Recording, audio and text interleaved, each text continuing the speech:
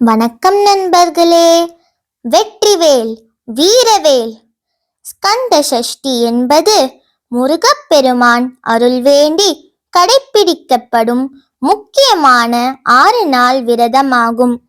இது தீய சக்தியான சூரபத்மனை அழித்த தெய்வ போரின் நினைவு நாளாக கொண்டாடப்படுகிறது.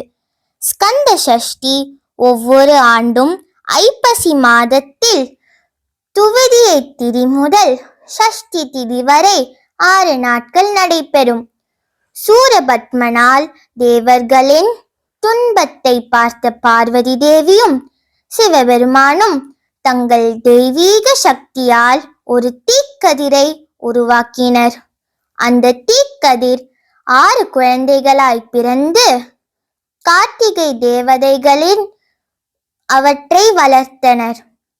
பின்னர் அந்த 6 குழந்தைகளை பார்வதி தேவி ஒன்றிணைந்து ஆறுமுக ஸ்கந்தன், அதாவது நம் முருகப்பெருமானானார்.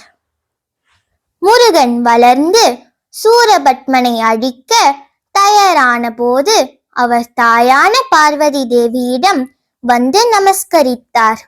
அப்போது பார்வதி தேவி தன் மகனுக்கு அறிவு, அருள், வலிமை ஆகிய 3ஐயும் சேர்த்த தெய்வீக வேலை அருளினார். வெற்றிவேல் வீரவேல்.